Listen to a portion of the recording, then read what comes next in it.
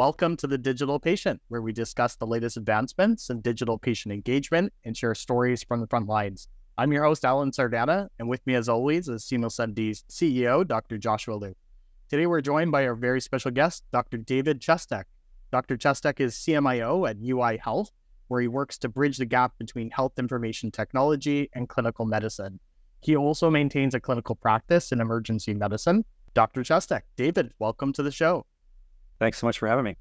It's awesome to have you on today. We're so excited to start the conversation. I kind of wanted to dive back to your roots in healthcare and actually before healthcare. I noticed you initially pursued biomedical engineering before transitioning into medicine and informatics. So I was really curious to start the conversation there, like what attracted you to that field and how did this background in engineering help influence maybe your approach today that you have as CMIO? Yeah, I like to think of that as the origin story. And we all have different origin stories. And I think for me, I was not all that directed when I was headed into college. Like I didn't have a clear vision about what I wanted to do. I did have a lot of engineers in the family. My grandfather did engineering. My sister was an engineer. And so there was a sort of general idea that the principles and the way that you think about problems is important to learn. And so engineering in general was what I wanted to do when I went into college. And then when I started, the field of biomedical engineering was relatively new. And so it was an introductory course. I took that and I'm like, this is pretty cool. You know, you can do engineering type science on the human body. And so that sort of grabbed me. And then as I got closer to graduation, I started getting more deeper into the coursework. I thought this was really interesting. But when I started going to job fairs and figure out what I would actually do as an engineer, I was like, I think I want something a little bit more personal than this, but I never really lost that engineering mindset about how to approach problems. So I sort of switched to pre-med halfway through, did my coursework, and then ended up in medicine, where I was actually a little frustrated about the medical school curriculum focused a lot on memorizing facts and spitting them back out, and not as much on the sort of engineering first principles. You know, like you get your equations on a piece of paper and it's about how you apply them, not whether or not you remember the equations. I feel like I've taken that approach to medicine once I got beyond medical school, because that is actually how you practice medicine. You have all of your equations in front of you and then you generally have to figure out what to do next. I've taken that engineering principle, but it definitely helped inform where I wanted to go, but I didn't want to do it long term. Yeah. And when did the appearance in informatics happen in your life? Yeah, I think a fair number of CMIOs have a similar story, but there was a go live happening at a hospital where I was a resident. And it was, I even forget which medical record system. I think it might have been McKesson that we were going live with, but we were doing it in the ED already as a residency, and the upstairs floors weren't doing it yet. And so they came down and said, hey, I need a super user and I need to teach these doctors how to use this system. And by the way, we'll pay you. And I was like, sold.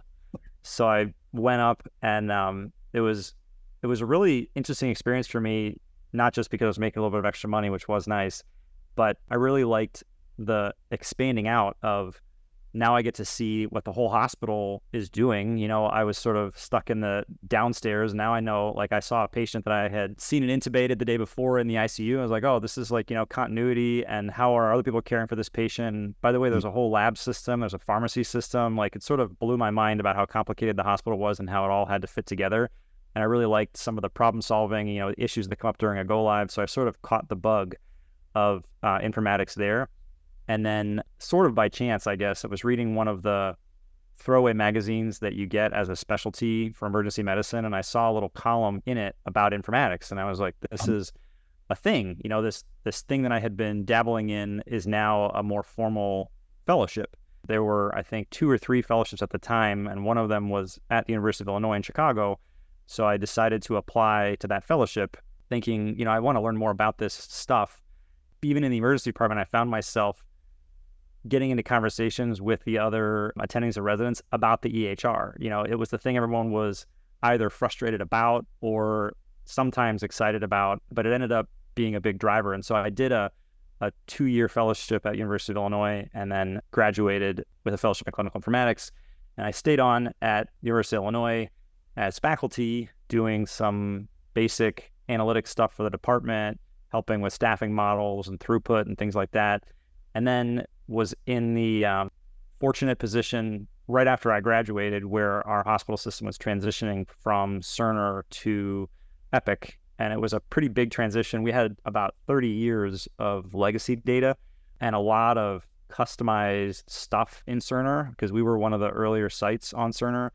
And as a result, we would notice a problem and say, hey, Cerner, I wish that you did this. And they were like, well, we don't do that yet. We'll work on it. And so then we would develop our own solution, which was cool and innovative.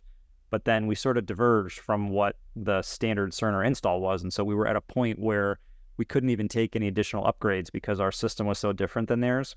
So we kicked off a big RFP, and then we ended up selecting Epic. And so I was sort of newly graduated from fellowship with this big institutional project going on.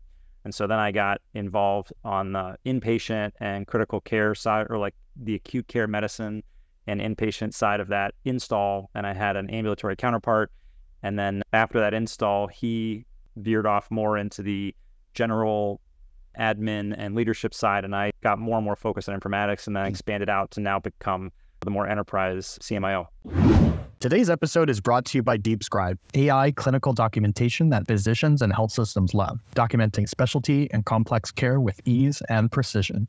Josh, have you heard all the buzz around ambient AI and virtual scribes? Definitely. Clinicians are spending hours a day on documentation, so improving their day-to-day and reducing burnout is huge right now. You know, you and I have seen quite a few product demos for ambient this year, but I have to say, DeepScribe was one of the most impressive. Well, Josh, you trained as a clinician. What stood out to you most about DeepScribe? Well, using AI to transcribe and summarize the clinician-patient conversation is honestly table stakes right now. But a big challenge for CMIOs and CIOs is driving actual clinician adoption. So what really impressed me about DeepScribe is how well it can be customized to different specialties and workflows with dozens of templates as starting points. You know, that would be critical to me as a clinician because I just don't have time to build templates from scratch. So true. For me, I was particularly impressed by the auditable notes. You can highlight any part of a note, and then DeepScribe shows you exactly where in the transcript the note was generated from. So you can find that evidence right away. That builds trust. Oh, exactly. You know, being able to confirm that something wasn't hallucinated is so important for clinician trust and safety. Yeah, that same attention to detail that led to really high clinician adoption is also resulting with clinicians saving up to 75% of documentation time. Wow, that's incredible. But how is DeepScribe's accuracy with specialty care or complex cases? That's the best part.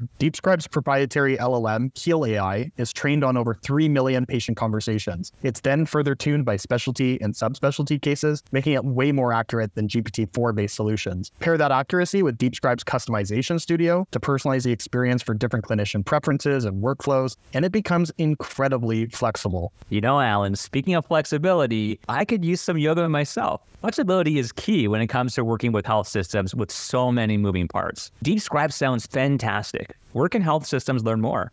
About your yoga? I don't think they want to. But about DeepScribe, check out deepscribe.ai. That's deepscribe.ai to learn more. So earlier in the story, I take it you were one of the excited folks around the EHR rather than the ones complaining. You struck me as the super user in the beginning.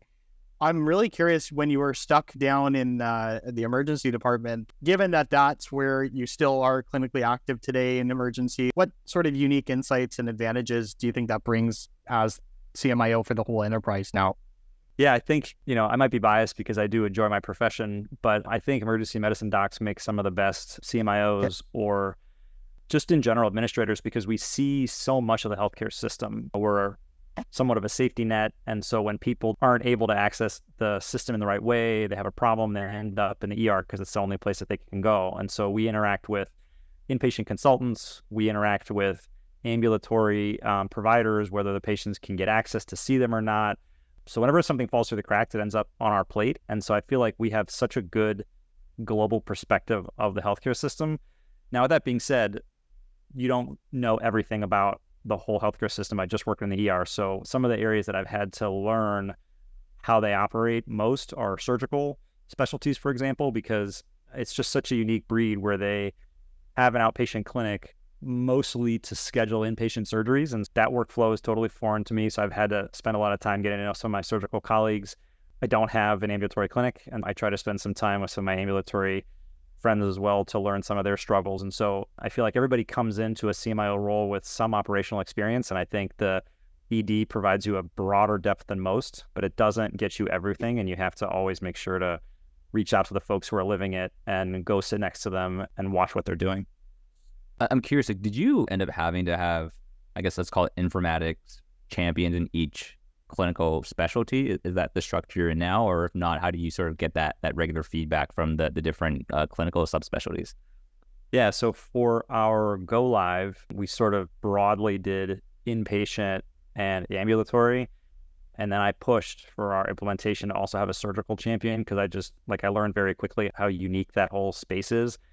And so the structure that we're trying to set up now, and it's still a work in progress. I don't know of any informatics structure that is flawless, but trying to separate it out into those three big buckets. So I try to focus the most on enterprise issues. And then there's folks who spend some time on inpatient, ambulatory, surgery. And then I also want to add in a quality focused person just because there's so much data and workflow that comes into quality work to make sure that we're getting credit for all the good care that we provide. We're potentially going to embark on some enterprise imaging transformations. And so the whole imaging space is a big space that I think it's be important to get some clinical specialties in.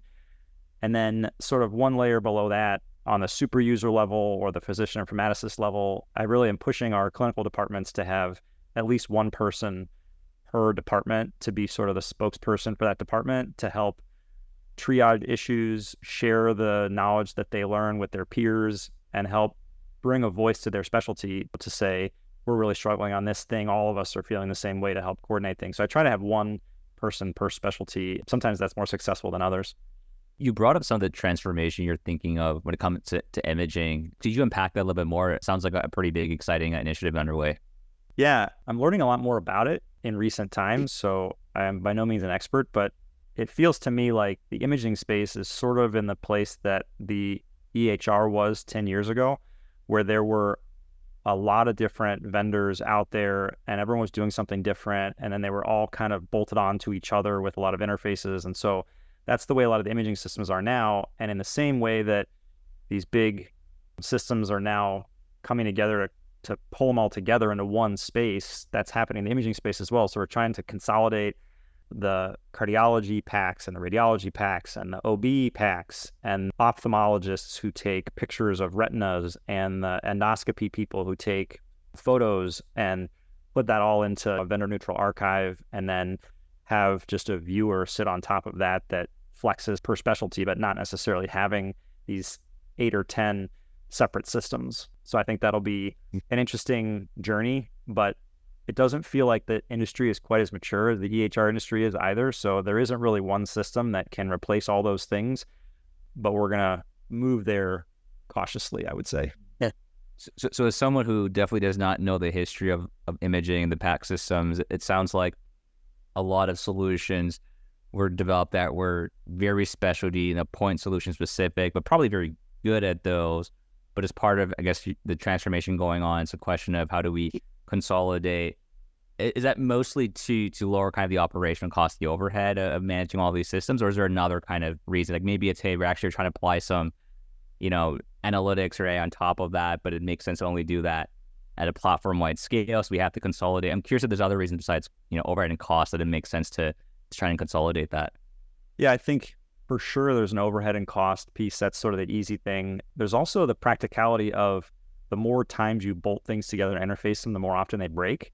So that's partly the maintenance which you could put into the interface or the cost and the overhead, but it's also just frustrating when things don't work as well. And so I think it's going to be a better experience in general once we get everything on one platform, or hopefully less platforms.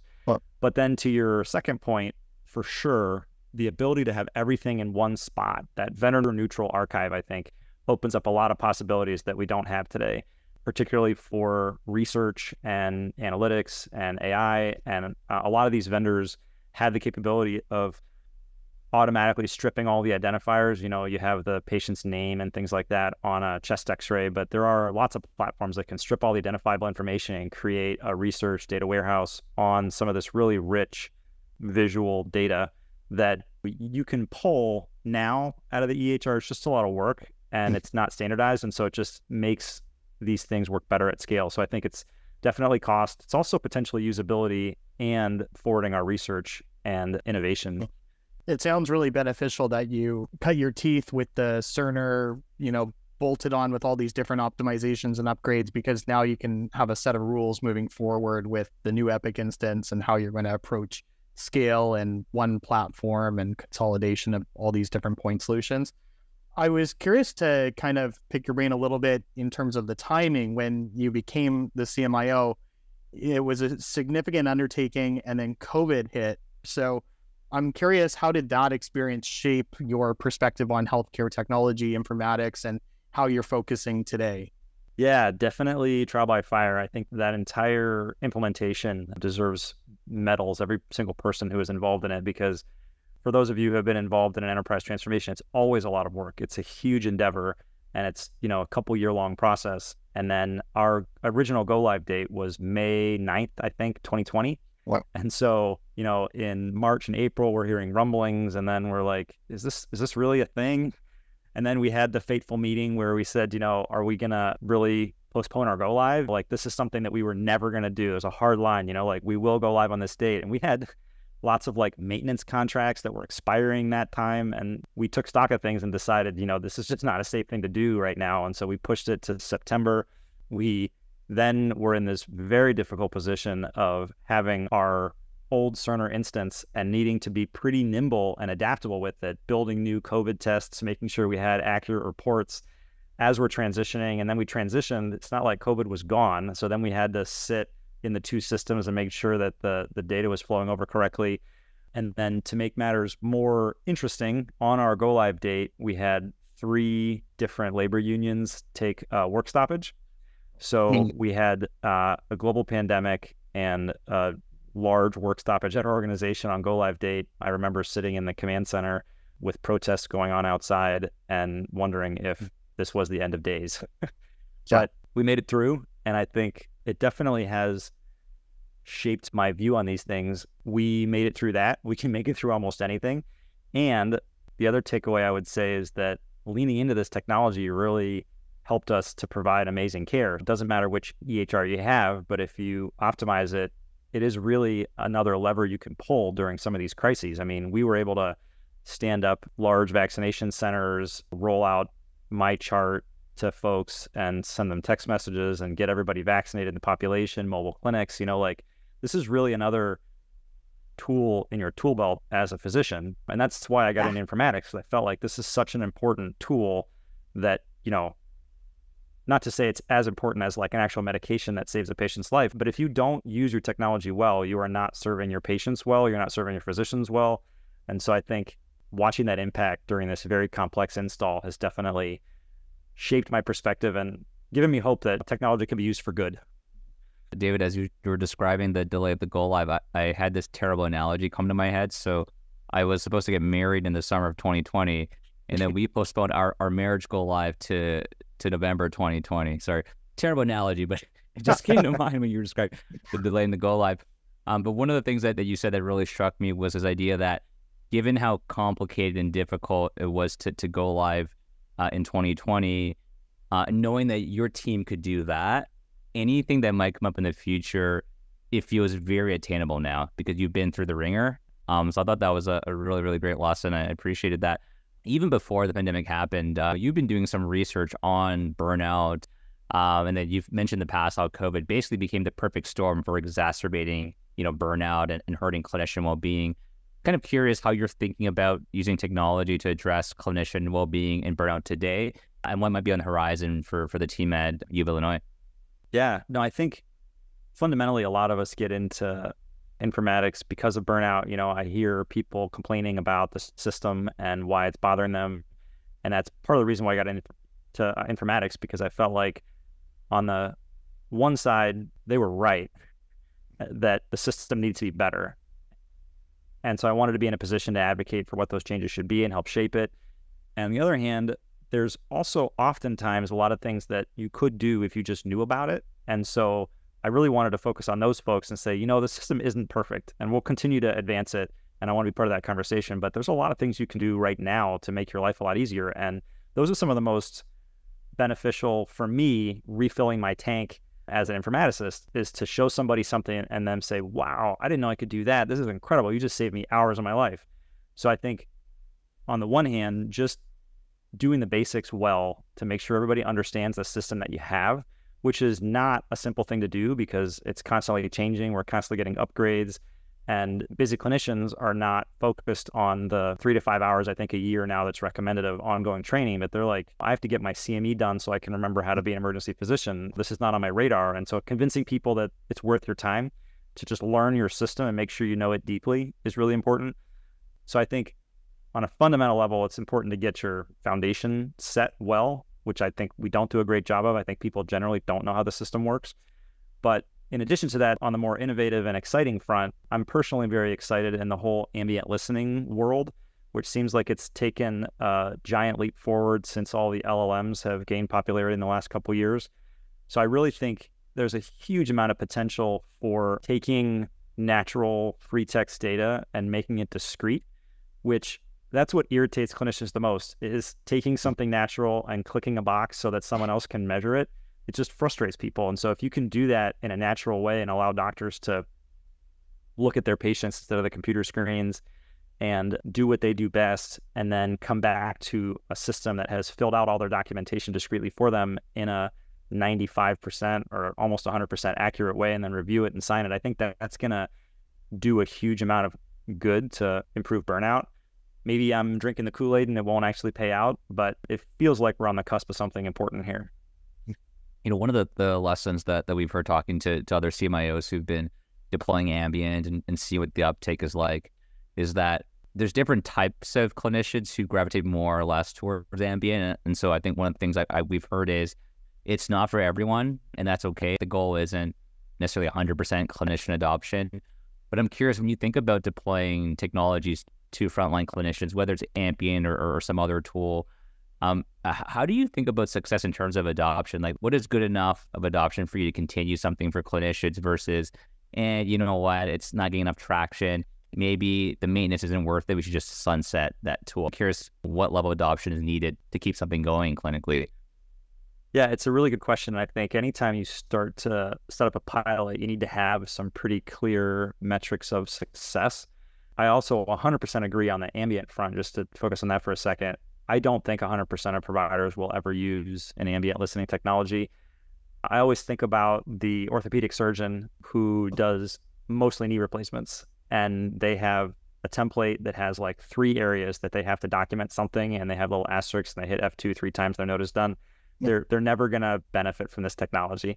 Now, I understand that the orthopedic surgeon visit is much more complicated than that, but then again, for somebody like me in the emergency department, I think it might be very helpful to take a very broad history and sort of synthesize a patient's sometimes rambling history into something more cogent. It could be really beneficial. So I don't think the right metric of success is even a percentage of users. I feel like it's the basic return on investment calculation, and that investment isn't just money, it's also people's time and their opinions of it. So, as we're thinking about structuring our ambient listening pilot, things we're looking at are, at a fundamental level, how much time does it reduce in your note writing? So time in notes is a very clear number there, and it better reduce your time in notes or else we're not accomplishing a whole lot.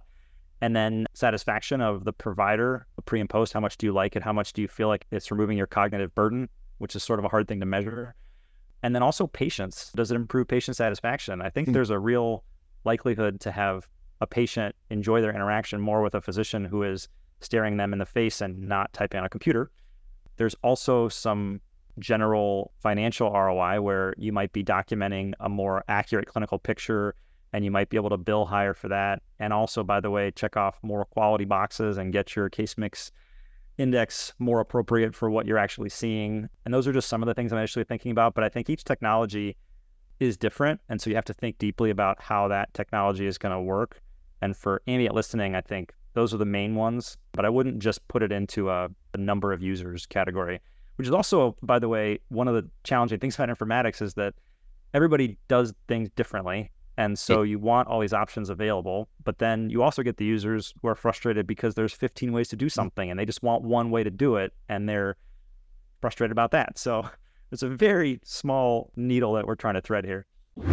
Today's episode is brought to you by SeamlessMD, which enables health systems to digitize patient care journeys, leading to lower lengths of stay, readmissions, and costs. Josh, you used to be a doctor. Did you ever feel like patients showed up unprepared for surgery? Or maybe you felt like you were sending patients into a black hole after discharge? All the time. We give patients paper and verbal instructions, which are so easy to forget and really hard to follow. And we have no idea what happens to them outside the hospital. So what happens? Well, because we worry about them, we keep patients in hospital longer, but that drives up length of stay and lowers throughput. Plus, after they leave, patients get readmitted for infections and all kinds of problems that we could have just caught earlier if we monitored patients. What if I told you there was a way to give every patient a virtual companion so you could automatically engage and monitor them through a surgery, a cancer journey, or a chronic care journey, and drop the length of stay, increase throughput, and lower readmissions? Gosh, Alan, that would be amazing. So that is exactly what SeamlessMD does. It allows health systems to engage patients on their own phone, tablet, or computer with automated reminders, education, and symptom monitoring. Basically a GPS through any healthcare journey. That sounds fantastic, but does it actually work? It does. Health systems have done over 40 studies and evaluations showing how they use the solution to reduce length of stay by 1 to 2 days, readmissions by up to 89%, and costs by over $1,000 per patient. But how does that work with my EHR? That's the best part. SeamlessMD is the only solution in this space with direct integration partnerships with Epic and MyChart, Oracle Cerner, and Meditech. Well, I am getting a colonoscopy soon, so I really need something like this. Where can my health system learn more? Well, Josh, thanks for letting me know. Your health is very important, and endoscopy is just one out of the 50+ out-of-the-box care plans available today on SeamlessMD. Go to www.seamless.md. That's www.seamless.md to learn more. I had a follow-up question that I'd love to get your take on. So I think for folks who are outside the clinical world, if you've never been a clinician or worked closely with one, you often assume that if a tool can free up clinician time, then clinicians will just want to see more patients or do more clinical things. But I suspect that for most clinicians, if you can actually free up their time, they'd either want to spend more time per patient or to have space for non-clinical things. Maybe that's just to get home on time to see your family, or maybe to have opportunities to do non-clinical things with that time. Could you kind of share any feedback on that? Is that an accurate take of how clinicians really feel about if you can free their time up, or am I missing something? Yeah, no, I think you hit the nail on the head. There's nothing I feel like more irritating to a clinician who is burned out to go to them and say, here is a technology that will free up your time so that you can see more patients. Like they're already struggling and they want to provide the highest quality care to the patients that they're seeing. They also want to have a reasonable work-life balance. And so I don't think there are that many lazy doctors who just need to see more patients. I think everyone's working as hard as they can, and these kinds of technologies help them to fill up the parts of their bucket that aren't getting full. And generally that's getting home to see their families, and also to be able to spend the time on patient care and not on the bureaucratic administrative tasks, which is what got everybody into medicine in the first place. So I'm really hopeful that these kinds of technologies will both allow for better clinical care and also better work-life balance for the frontline caregivers.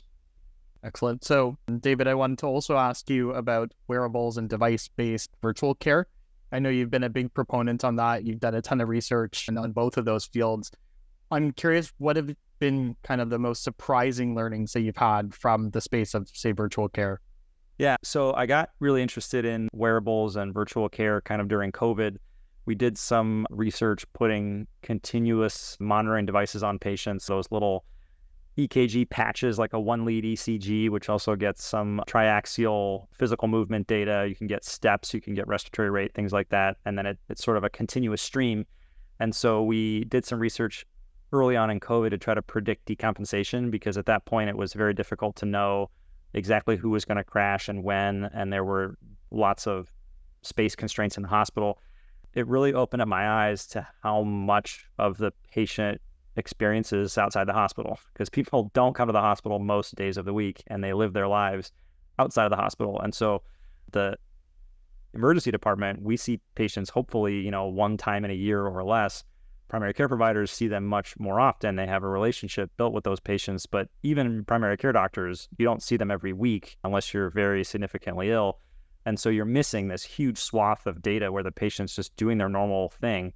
and you're relying on them to hopefully synthesize it and tell you the most important thing when they see you in the clinic, and relying on that one blood pressure reading where they see the doctor and start getting nervous about what their blood pressure is going to be. And so is that even accurate? And so it's a really interesting space to get a fuller picture of the patient. One of the things I think that surprised me too, though, is because of the volume of data that you get, if you're sending measurements on ECG recording for a month, that's every millisecond of data. It's just extraordinary amounts of data. And so what do you do with it afterward, I think, is the critical piece. Just having it isn't all that helpful. You have to have a plan. How often are you looking at it? Who is looking at it? Does it need to be a physician? Is it an advanced practice provider? Is it a nurse with a certain set of protocols? What does like a virtual command center look like? And what kind of questions can you answer? Because with that much data, you can kind of get statistically significant result that might not be all that meaningful just because there's so much data. So I think it's still a bit in its infancy. I think the technology continues to improve, and it's particularly helpful with chronic disease management like congestive heart failure and things like that. I can also say that I continue to just be nerdy and interested in it. I am currently wearing 2 wearables. I have the Apple Watch and a Whoop bracelet on, and I don't have any particular affinity for any one wearable or another. I just was curious how they worked with each other and the sleep monitoring. And so, like, even for healthy folks that don't have a chronic disease they need to manage, I think there's a lot of power in your own data. I kind of know when I'm exhausted, but I look back and I'm like, oh, I really only got 3 or 4 hours of sleep the last couple nights, and I really need to take it easy for the next couple days to catch up. I think there's a lot to be said just for managing your own personal life, even if you're generally well. Yeah. No, I think you points.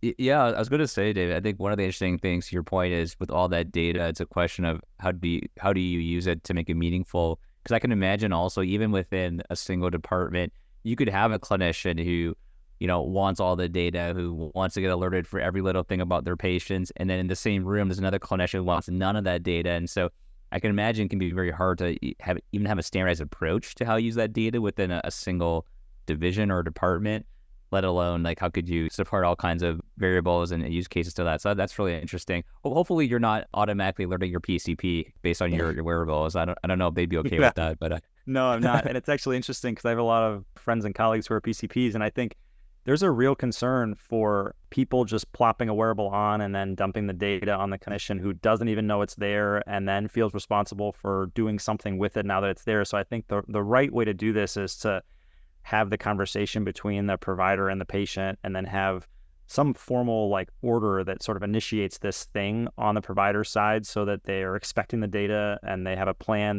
They've talked to the patient about how they're going to be viewing this. And I think all this can be done. You know, if you try to roll out a program, you can standardize the way that these things are viewed. But I think we're still in the infancy of trying to figure out what the right mechanism is. And I think it makes people uncomfortable sometimes to have all of this data out there all of a sudden. And you're like, well, now I got to look at it 20 times a day. Or you could take the perspective, the patient has been having those same heart rhythms with no one watching them for decades. And so just because the data is there doesn't mean you're obligated to look at it every single second. It's net good whenever you do look at it. But those conversations are tricky because when it is there and you could look at it, it does change people's perspective. I think to your point, it comes down to setting those clear expectations with the patient, because it's when their expectations are mismatched, then you get into trouble. If they think you're looking at it all the time and you're planning to do that, then folks get upset. But if you're all on the same page, then I think most people would be okay with whatever cadence that is of checking the data. That makes a lot of sense. You brought up ambient before, and in general, we know that AI is a pretty hot topic among healthcare leaders right now. Besides ambient, kind of curious if there's any other low-hanging fruit, high ROI use case that's top of mind right now. Is there any other use case that you think actually is overhyped and maybe shouldn't get the attention it's getting in healthcare? Yeah, so I think we're similar to a lot of other organizations where we've dabbled in the in-basket generated draft replies. I actually think that one may be a little bit more overhyped, although it's still a little too early to tell. I think our pilot so far has gotten sort of mixed results. We only rolled it out to a very small number of physicians who were all sort of affectionately referred to as the nerd physicians, who kind of understood the technology, but they also had a lot of like other research interests and didn't have super busy clinical schedules. So I'm not sure that they were the best ones to show the value. And then we just opened it up to our nursing staff because the nurses on the front line and were actually taking care of many of the messages, the bulk of the messages before they got to the physician. So we felt like, let's give it to the people who are doing the bulk of the work. And so preliminarily, I think it's a bit more helpful in that setting. So I think the jury's still out on it in general. We're very excited about ambient. We're also about to embark on some pilot work within the note summarization space. This is one of the things that I was excited about when all this stuff first came out as an emergency department physician, because you see a patient who shows up with a very complex, prolonged medical history, and it's 5 or 10 minutes before I see the patient, I go and parse through their notes, look at a discharge summary or two, but there's no way I can synthesize all the relevant information, particularly with the context of what their question and their problem is, because maybe they have a lot of complicated kidney issues, but they're coming in because they sprained their ankle. But the ability to synthesize all of that huge amount of data and present it in a contextual way, linking back to the resources, which I think is really important to make sure that you trust it, I think has a lot of potential. So we're going to be working on the inpatient version of that and then potentially generating discharge summaries. Just the whole AI governance thing is very complex too, because there are so many opportunities right now that one of the things on our next AI governance meeting agenda is just to look at the current roadmap from our vendor about all the possibilities and say, just because there are 70 things that are available does not mean we're going to pilot 70 things. And so we have to pick the items that align with where our organization is trying to focus right now and do 3 or 4 things well instead of trying to do 70 things and being all scatterbrained. So I think right now the name of the game is focusing in on what's most important and what will help your organization. Well, I think you have a really good point around like who the right early adopters are for some of these tools. Because you mentioned maybe some of the, let's call it nerdier or tech savvy clinicians who may put their hand up first, but may not be representative of the folks who could benefit the most. I'm reminded, like, my brother's a primary care provider, and over the weekend I was saying, hey, like, would you consider, being the first in your clinic to, pilot something like ambient? And his immediate reaction was no, because I think for him, actually, he's tech savvy, he's a system in place, and it's just not a pain point for him. So even if he could, figure out how to use it the quickest, he just wouldn't have that, long-standing need for it, and he won't sustain his engagement. So you almost want to find that right sweet spot of like, okay, like they're savvy enough to engage, but they actually have a real pain that they could solve so that you could see the impact on the improvement, you get that sustained usage. That's actually a really good point. I think oftentimes you try to focus on the early adopters who just are tech savvy, but that may not be the right audience to start. Another way of framing that is I think you need a little bit of each. So I think you need like 2 or 3 super tech savvy early adopters that can actually push the envelope and give good feedback to the developers and say, your solution is great, but it's failing on this 1 or 2 points. And so I think that's important. And then you also need people at the other end of the spectrum who are really struggling that will have the biggest benefit if they can learn it. But you don't want only them, because some of them have multifactorial issues about why they're struggling. Like it might be that the technology isn't the thing that they need the most. They may just need like more staff in their clinic or something. And then you also need people in the middle. So I think you need a representative sample from your organization to try to get feedback from all those different groups. That's a fantastic point. Yeah. So David, last question that I had, and this relates back to when you were first mentioning about the EHR and some of the untapped potential that maybe clinicians aren't aware of within the EHR, but then also with your various RPM initiatives. I'm curious, what are some strategies you found to be effective in increasing awareness on the programs themselves or the functionality of each of those programs? And I wish I had a good answer that was simple to that question, because getting people to understand the systems that they use is really tough, because they rightly are busy and focusing on patient care. The thing that I found to be most effective is also the least scalable, which is walking around and talking to people. So you really need that personal interaction so that you sort of force them to not just glaze over the email that you sent or not watch the video that you put together, but you're interacting on a human, professional level, colleague to colleague. So it's really that super user concept. And so we're really trying to grow our super users to not just teach them what to do, but then empower them to go tell their colleagues. And so I try to do as much rounding as possible and just ask people. But the other interesting piece of that is you can't just round and say, hey, how are things? And then people say, hey, fine.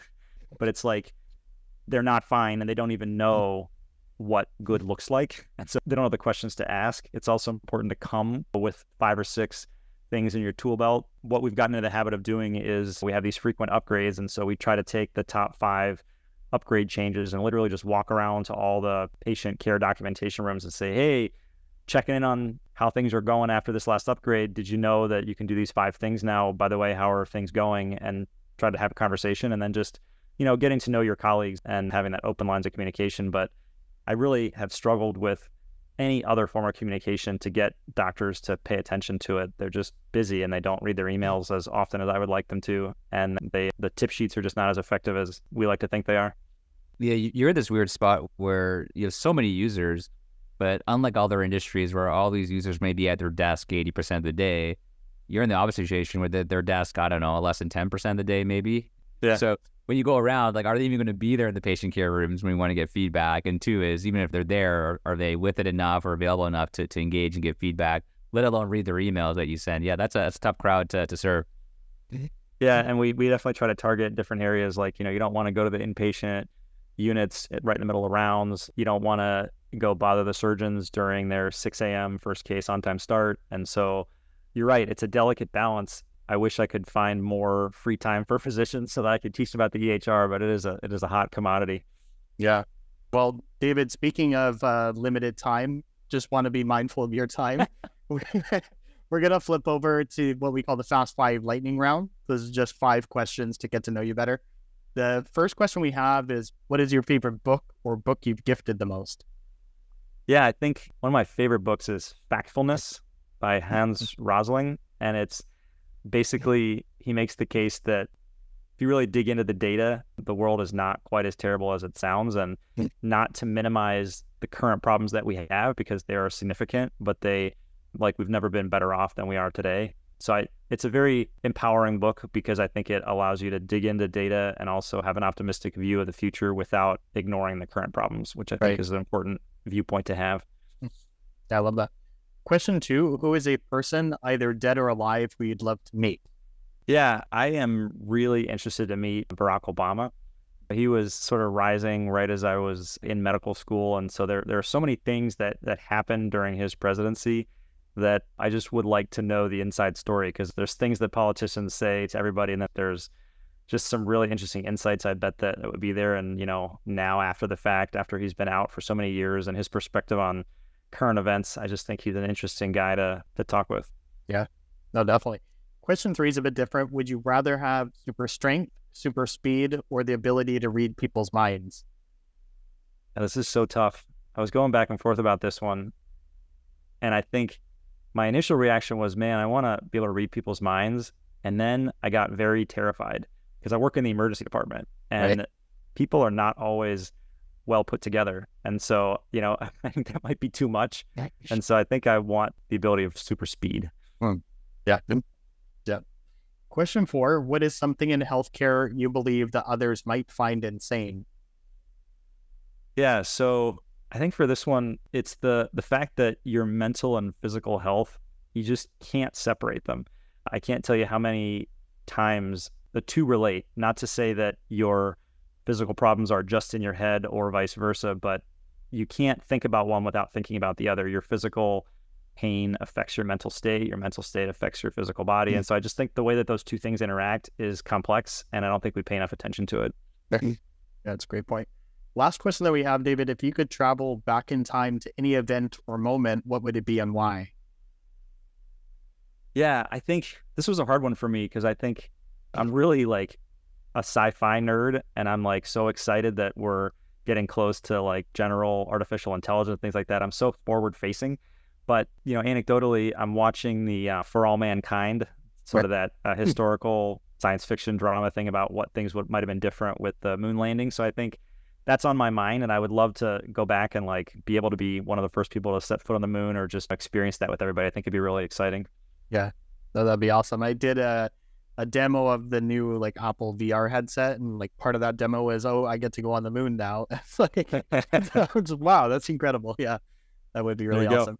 Well, thank you so much, David, for your time today. You've shared just a ton of wisdom with us and our audience, and I'm really appreciative of you taking the time to spend with us. That's a wrap for this episode of The Digital Patient, hosted by SeamlessMD. You can follow us on Twitter at SeamlessMD. And if you like the podcast and you want to learn more, visit www.seamless.md.